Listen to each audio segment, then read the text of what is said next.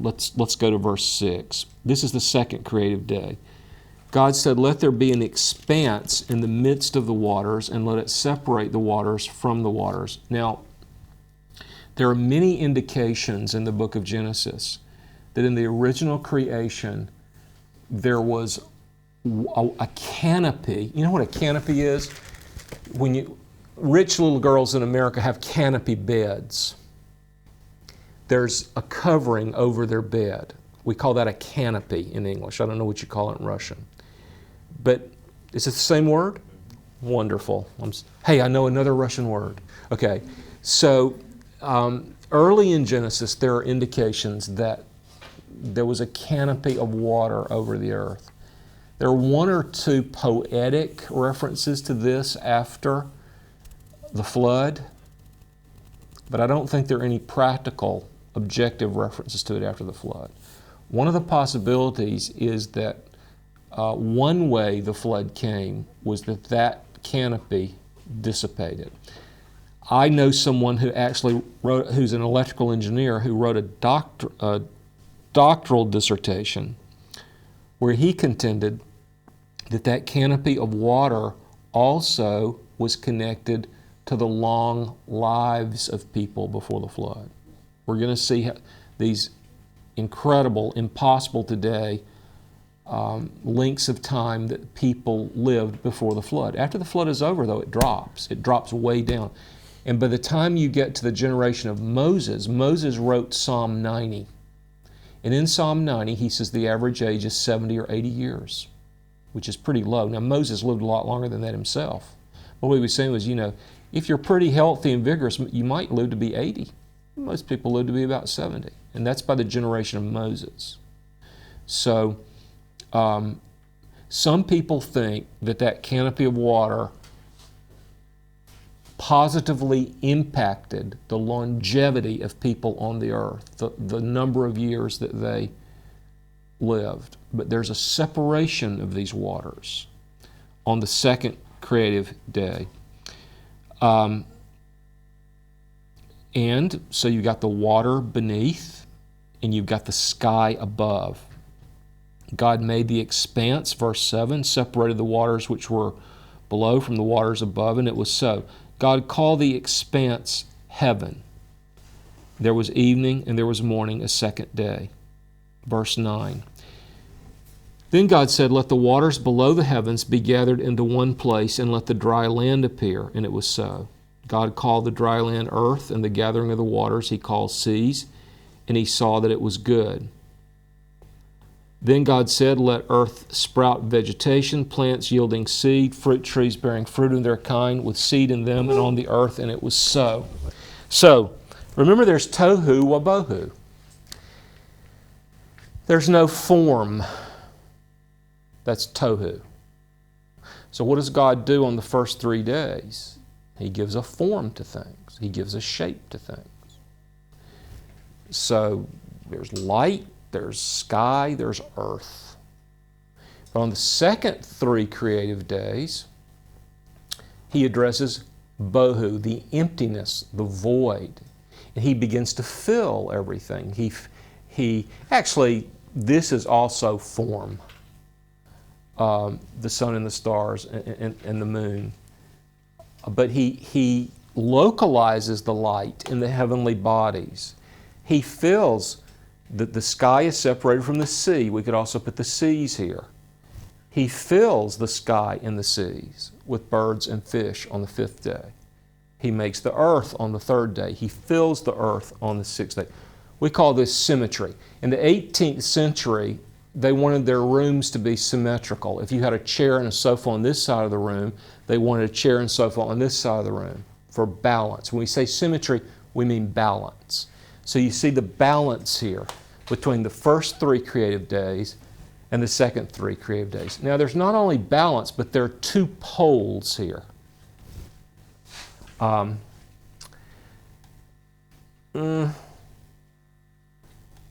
We go, but you've got to combine it. We go from the heavens, day 1 and day 4, day 2 and day 5, at least with the birds, to the earth. Okay? So we're starting high and we're going down. And we're moving through Genesis 1. I think it's when we talk about the fact that God is incomprehensible to us, His creative power is just as incomprehensible as His being. There's a very, very, very effective speaker in Atlanta, Georgia. His name is Louis Giglio. And he does one CD. He's speaking in Houston to a huge crowd of people. And he is talking about the stars, the magnitude of the stars, the number of the stars, and the size of the stars. And while he's doing that, he's preaching. And he's giving a devotion on Psalm 33. Look at Psalm 33. I want to tell you something that Louis Giglio says. It's a breathtaking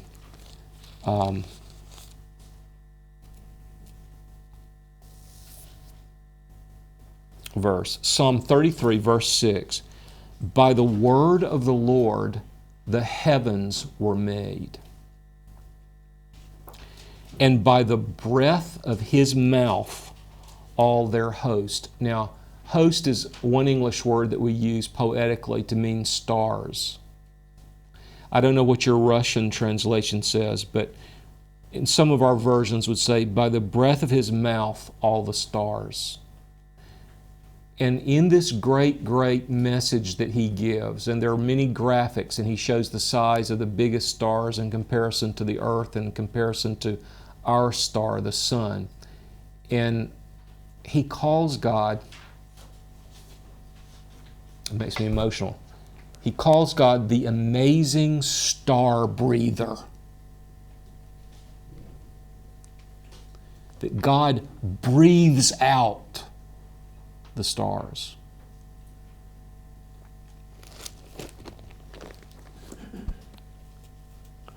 One thing that I want you to notice on the fourth day, beginning in verse 14, it's such a tremendous verse.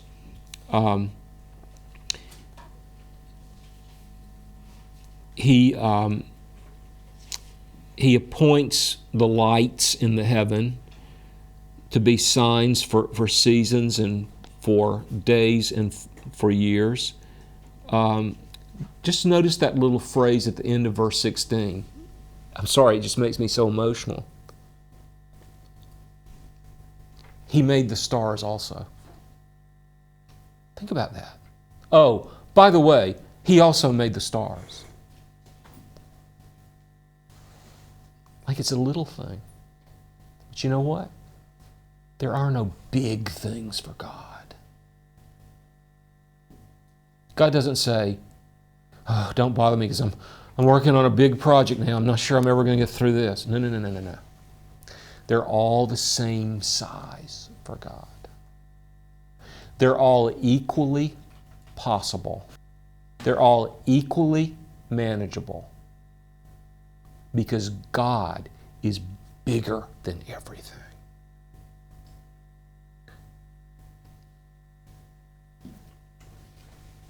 See, we need to worship when we study this stuff. Now, someone asked me during the break, and I'm going to talk about this a little bit more in chapter 3, but I'll just mention it now. Somebody asked me, well, why does one person believe the biblical account, and why does one person reject it? And why does one person believe what God says, and another person says there is no God? Well, that's got a lot to do with grace. But I will say this. This is not a theology course. This is a course where we just study the words of the book of Genesis. But let me teach you the first principle of theology. This is Theology 101. This is what you have to know if you're ever going to learn to think theologically, and if you're ever going to understand the Christian revelation that we find in the Bible. Are you ready for this? God is God, and you're not. God is God, and I'm not. God is God, and we're not. Now, I told you that these two most famous atheists in the world right now are the retired professor at Oxford, Richard Dawkins, and the American writer, who's an Englishman who became an American, Christopher Hitchens. I tell you that Dawkins' great problem is that he cannot imagine God. And I tell you that Hitchens' great complaint is moral outrage. But let me just say that Christopher Hitchens' problem is not that there's no God. Christopher Hitchens' problem is that he's not God.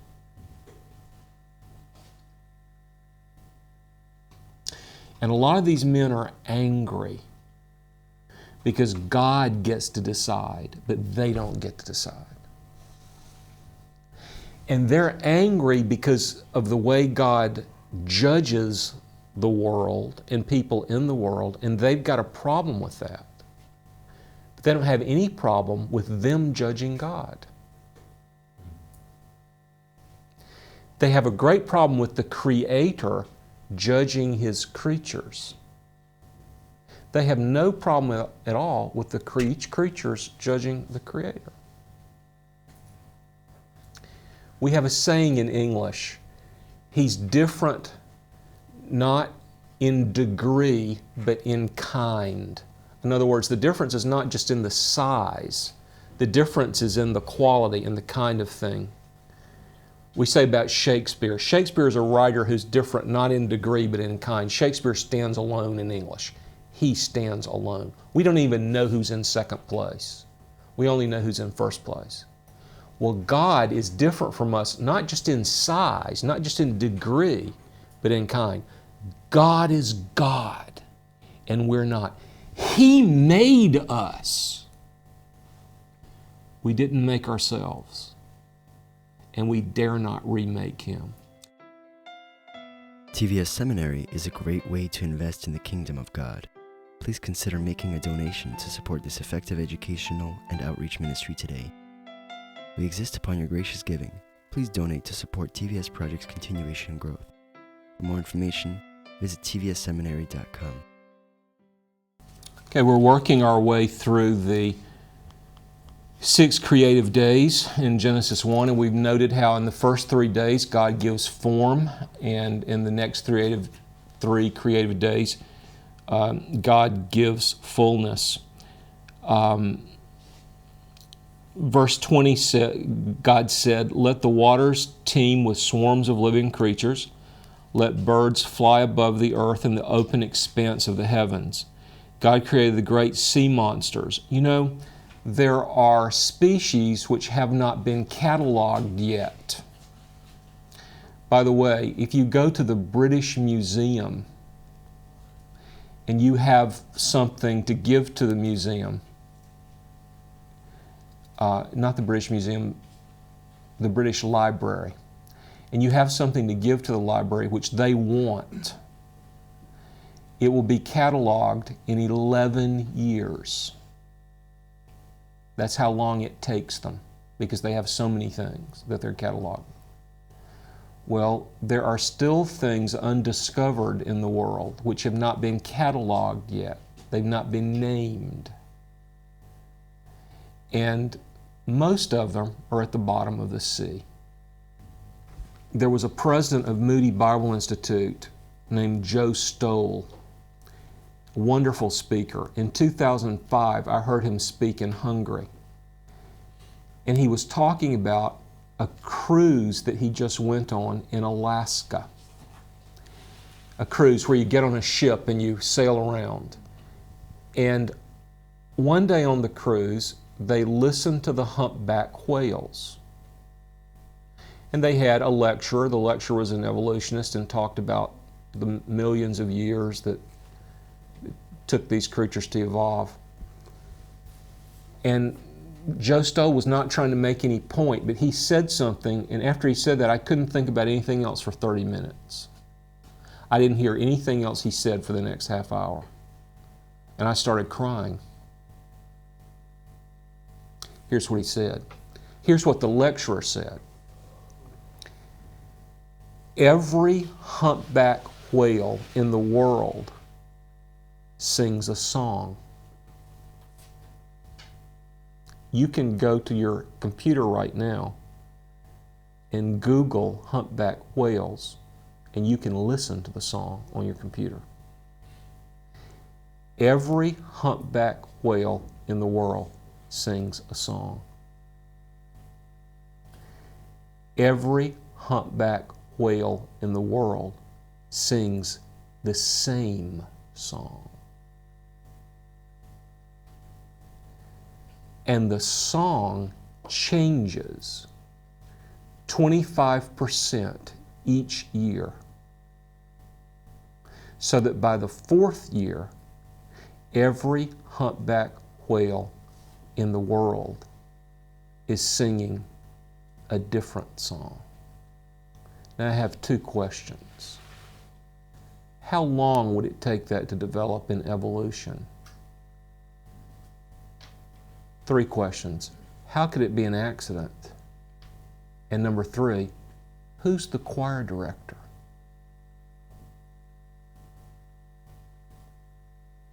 Who teaches all those whales the same one song? Now, God has shown us in creation that He's there.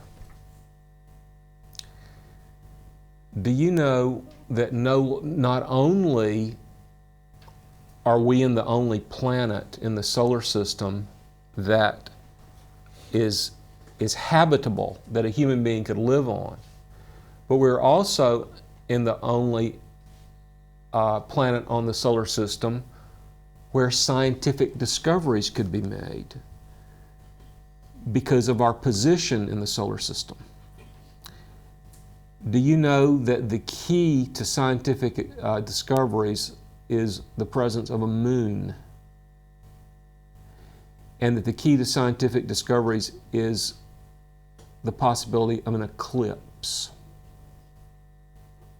There's no other planet in our solar system which has this possibility. There's one partial eclipse possible in one of the planets. I think it's Saturn, but there's no total eclipse. You need a total eclipse to find out what the stars are. You need a total eclipse. You needed a total eclipse in 1919 to confirm Einstein's theory of relativity, which was confirmed experimentally through a total eclipse of the sun. Don't ask me to explain the science. I just know that it's true. So God has put us in a position not only where we can live, but where we can discover what He's done. And we can make progress in science. He wants us to do that. And He wants us to give glory to Him. The problem is not science. You know, one thing that happened as a result of that trial in 1925 when the Christians were so embarrassed is that some Christians decided we shouldn't study biology because it was dangerous. That's foolish. We should study everything. All truth is God's truth. But the key is to give glory to Him. So He made all the things that swim in the sea. And God blessed them, verse 22, and said, "Be fruitful and multiply, and fill the waters in the seas, and let birds multiply on the earth." And there was evening and morning a 5th day. Verse 24, then God brought forth the living creatures on the earth, the cattle. Now, let's skip to verse 26.